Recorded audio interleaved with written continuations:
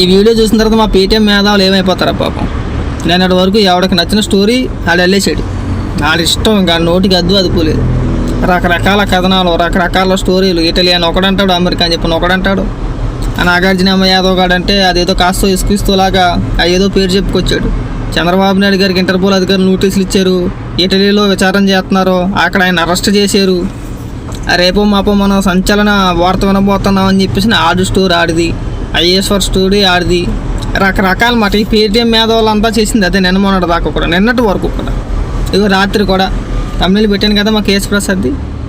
ఈకైతే ఇంకా అపర మేధావులే. ఇంకా అబ్బాయి నాకు తెలుసు చంద్రబాబు నాయుడు గారు ఇటలీలో ఉన్నారు, ఇప్పుడే రారు, నాకు తెలుసుగా, నాకు అన్నీ అలా తెలిసిపోతాయి అంతే. చెప్తానండి మాకు చెప్పేటోళ్ళు.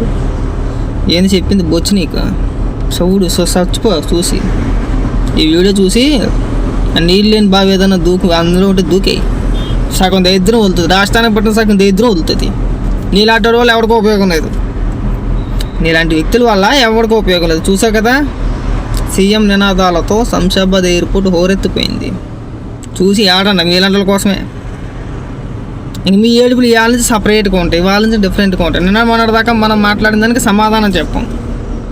లేదు మేము తప్పు మాట్లాడేమోనో, లేదు మాకు తప్పుడు సమాచారం వచ్చిందనో, మేము ఆ విధంగా ఉండాల్సింది కాదనో దానికి సమాధానాలు చెప్పరు. మళ్ళీ కొత్త రాగం అందుకుంటారు. ఇంకా మీ బతుకు చెడ. ఒక మాట నిజం ఉండదు, ఒక మాట వాస్తవం ఉండదు. మళ్ళీ అంటారా తమ్ముళ్ళు చూసి మీరు ఎలా చెప్తారు, చెప్పించి కొడతారు. వీడియోలో మాట్లాడిన దగ్గర తమ్ముళ్ళలో పెట్టాలి అంటే తమ్ముళ్ళు ఒకటి లోపల వీడియో ఒకటి మాట్లాడతారా? జోడు తెగిపోద్ది అలాంటి డ్రామాలు ఆడితే. అలాంటి అప్పబాయ మాటలు మాట్లాడితేనే చెప్పించి కొట్టాలనిపిస్తుంది. యూట్యూబ్ గైడ్లైన్స్ ప్రకారం వీడియోలో ఏదైతే ఉందో అదే కదా తమ్ముళ్ళలో పెట్టాలి. అంటే మీరు తమ్ముళ్ళు పెట్టి ఎవరిని నిరుపప్పులు చేద్దామంటారా? కేఎస్ ప్రసాద్ మాట్లాడుతుంటాడు, ఈ బ్యాచ్ అంతా తింగరోళ్ళండి, తమ్ముళ్ళు పెట్టేసి మోసపోతూ ఉంటారు, తమ్ముళ్ళు చూసి మోసపోతూ ఉంటారు. అసలు వీడియోలో ఏముంది అంటే నువ్వు జనాలు నిరుపప్పులు చేయట్లేదు, తమ్ముళ్ళు పెట్టేసి. ఇలా మీరే పెద్ద ఎరుపప్పులు, మరి మీకు అందరూ ఎరుపప్పగోళ్ళు, అవునా? పనికిమాల సొంటాలా కానీ అన్ని పనికిమాల విశ్లేషణ, ఒక్కటి పనికొచ్చే విశ్లేషణ ఉండదు. చూసా కదా ఇప్పుడు. మళ్ళీ వెళ్ళు, అలవాటేగా నీకు. మళ్ళీ ఒక కొత్త స్టోరీ వెళ్ళు. చంద్రబాబు నాయుడు గారు ఇటలీలోంచో వచ్చాడనో అల్లుతాను. ఈసారి మామూలుగా తిట్టరు, నేను గోవు గుయ్యమని తిడతారు, కొడతారు కూడా. కాబట్టి అనవసరమైన ప్రేలాపన, అనవసరమైన విశ్లేషణ, పనికిమాల విశ్లేషణ చేయమాకండి. అన్నీ వీడికి తెలిసినట్టు మాట్లాడతాడు. నేను రాత్రి చూసి షాకు. ఇంకొక వాళ్ళ మేధావి అవయ్యన్నారు, ఆయన ఓవరాక్షన్ మామూలుగా ఉండదు. ఈయన ఓవరాక్షన్ అంటే ఆయన ఓవరాక్షన్ ఇంకా చూడలేము. ఈయన చెప్పేదే సోల్ అంటే ఈ సోల్కి ఆయన రియాక్షన్ ఇంకా దారుణం. మీకు తెలుసా ఆయన ఇటలీలో ఉన్నాడు? నిజమా? నిజం, ఇటలీలో ఉన్నాడు ఆయన. నాకు అలా తెలిసిపోద్ది. ఏం తెలిసిపోయింది నీకు వచ్చు? తెలిసేది లేదు, సచ్చేది లేదు, అంతా సోలు పురాణమే. ఒక మాట నిజం ఉండదు, అన్నీ అబద్ధాలే. చాలా మంది అయిపోతున్నాం అంతే. విశ్లేషకుడి పేరుతో నీ జోబు నింపుకొని శుభ్రంగా అక్కడో పది తీసుకుంటా పబ్బం గడిపేస్తున్నావు తప్పితే నీ వల్ల ఎవ్వడికి ఉపయోగం లేదు. ఒకటికి నీది ఒక బొకడా విశ్లేషణ. చూసావు కదా చంద్రబాబు నాయుడు గారి కాన్ఫిడెన్స్ ఎలా ఉందో, కనబడుతుందా ముఖంలో? జగన్మోహన్ రెడ్డి రాడే, జగన్మోహన్ రెడ్డి రాడే అంటున్నా. పానికిమాన్ నా అభిప్రాయం అది. మీకు ఇంకో తమిళ చూపిస్తున్నాను చూడండి. ఇక్కడ చంద్రబాబు నాయుడు గారు ఇటలీలో దొరికేసాడు. ఈయన ఆ పేటీఎం జర్నలిస్ట్ ఇంకొక ఆయన వైఎన్ఆర్ ఉన్నాడు కదా, ఆయన దొరికడం ఏంటి? ఆయన ఆచూకీ దొరకడం ఏంటి? ఆయన ఎవరికైనా చెప్పబడకుండా పారిపోయాడా? లేదంటే నీకు చెప్పాలా? లేదంటే వైఎన్ఆర్కి చెప్పాలా? ఎవరికైనా చెప్పాలా? ఆయన పైన అవినీతి కేసులు ఏమి లేవు, ఎవరి దగ్గర పర్మిషన్ తీసుకోవసరం లేదు. ఆయన జగన్మోహన్ రెడ్డి అంటే పర్మిషన్ తీసుకోవాలి కానీ చంద్రబాబు నాయుడు గారు పర్మిషన్ తీసుకోవసరం లేదు. మరి ఏమి మన పనికిమాల విశ్లేషణ అంట. అంటే వీళ్ళ ఉద్దేశం ఏంటంటే ఖచ్చితంగా ఏ విశ్లేషణ చేసినా, ఏది మాట్లాడినా చంద్రబాబు నాయుడు గారి పేరు ఉండాలి, తెలుగుదేశం పార్టీ పేరు ఉండాలి, లేదంటే పవన్ కళ్యాణ్ గారి పేరు ఉండాలి, లేదంటే నారా లోకేష్ గారి పేరు ఉండాలి. వాళ్ళు దానికి ఫిక్స్ అయిపోయారు. వాళ్ళు వేరేదేం లేదు. ఇంకా ఖచ్చితంగా అలా అయితేనే వ్యూవర్షిప్ కొద్ది రీచ్ ఉంటుంది. నువ్వు మాట్లాడితే మాట్లాడు. ఆ ఈశ్వర్కి ఏం పోయేకాలం, ఆ వైఎన్ఆర్కి ఏం పోయేకాలం అర్థం కావట్లే. ఎల్లవా ప్రసాద్ చెప్తాను కానీ సిగ్గుండాలి నీకు. ఎన్ని ఓట్ల మెజారిటీ వచ్చిందో కూడా నువ్వు ఇక్కడ కూర్చొని అలా చెప్పేస్తావు. సిగ్గు చెరవలేదు నీకు అసలు. అంత తప్పులా కనబడుతున్నావు అని చెప్పి అలా కూడా అడగట్లేదు.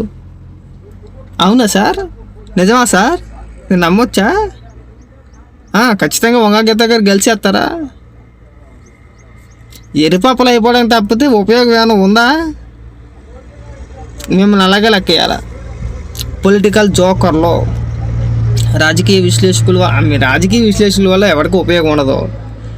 మీ ఎదుగుదల కోసం అంతే.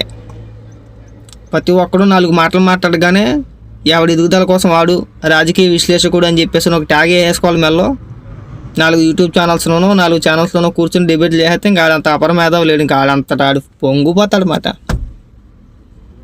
ఇంక నా అంత మొగోళ్ళు లేడు. ఇంకా ప్రతిదీ నాకే తెలుసు. అన్నిటి మీద కోడిగుడి మీద లెక్కెట్టే వ్యవహారమే. కొన్ని అడిగి తెలిసింది ఏంటంటే ఏనాపోచి తెలియదు. 4 మాటలు అడిదిప్పి ఇడిదిప్పి ఆకుపాకు కరేపాకు అంతే. ఆకుపాకు కరేపాకు, కరేపాకు ఆకు అంటాడు అంతే. అంతకుమించి ఏముండదు అందులో. మీ విశ్లేషణ తాగడట. ఒక్కొక్కసారి ఏమనిపిస్తుందంటే ఆంధ్ర రాష్ట్రానికి మీలాంటి దరిద్రులు తగలడ్డారా అలాగే అనుకోవాలి. ఇంకా మిమ్మల్ని దరిద్రులుగా భావించి మాట్లాడాలి. ఏం మాట్లాడినా కానీ కొంచెం రియాలిటీలోకి రండి. రియాలిటీలోకి వచ్చి మాట్లాడితే బ్రహ్మాండంగా ఉంటుంది. బాగోదని చెప్పి నేనేం అనట్లా. మన స్పృహలో ఉండి మనం ఎంతవరకు మాట్లాడాలో అంతవరకు మాట్లాడి రాజకీయ విశ్లేషణ చేసినా ఇంకొకరిని విమర్శించినా బాగానే ఉంటుంది. నీకు అక్కి ఎక్కే తేడా తెలదు, మళ్ళీ నువ్వు ప్రతి ఒక్కరిని విమర్శించేస్తావు. రాధాకృష్ణ గారికి ఒక పేరు, వంశీ గారికి ఒక పేరు, టీవీ5లో ఉన్న వాళ్ళకి ఒక పేరు, ఈనాడికి ఒక పేరు. మరి నీకో అంటున్నా. మనకున్న క్రెడిబిలిటీ ఏంటో పక్కనోడికి పేర్లు పెట్టేస్తున్నా కరెక్టే. మరి నీకు పేరు ఎట్టి కూడా ఎవడు కాశ్మీర్ గారు అని చెప్పి మేమే పెట్టాలా? సార్ ప్రతి ఒక్కరిని విమర్శించేసి మనం ఏదో అపరమేధవలాగా అయిపోదామంటే అది అన్ని కాలాలు చెల్లదు సార్. అది అన్ని రోజులు వర్కౌట్ అవుతుంది, కొన్ని రోజులు వర్కౌట్ అవుతుంది. రాజకీయ విశ్లేషకుడుగా నువ్వు రాజకీయ పార్టీలు విమర్శించవచ్చు, ఆ రాజకీయ పార్టీలు తీసుకునే నిర్ణయాలను విమర్శించవచ్చు, లేదంటే ప్రభుత్వ నిర్ణయాలను తప్పుపట్టవచ్చు. ఇక ప్రభుత్వం ఈ నిర్ణయం తీసుకుంది, దీనివల్ల ప్రజలకు నష్టం కలుగుతుంది, లేదంటే ప్రభుత్వం ఇలా చేసుంటే కనుక ఇదే నిర్ణయం ఇంకొకలాగా చేసుంటే ప్రజలకు మేలు జరుగుద్ది, ప్రజలు బాగుపడతారు. గతంలో రాజకీయ విశ్లేషకులు చేసిన విశ్లేషణ అది.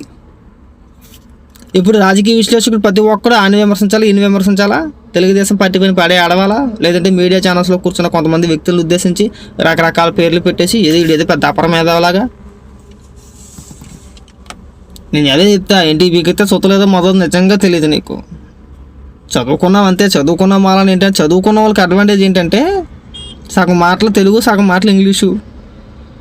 ఇటు తెలుగులోని ఇంగ్లీష్లోనే మాట్లాడగానే అయ్యి బాబు చూసుకోలేము అనుకుంటే ఇటు పెద్ద ఎంత పెద్ద అపరమేధవో ఇంగ్లీష్లో కూడా మాట్లాడుతున్నాడు. ఏనా బొక్క లేదు అక్కడ.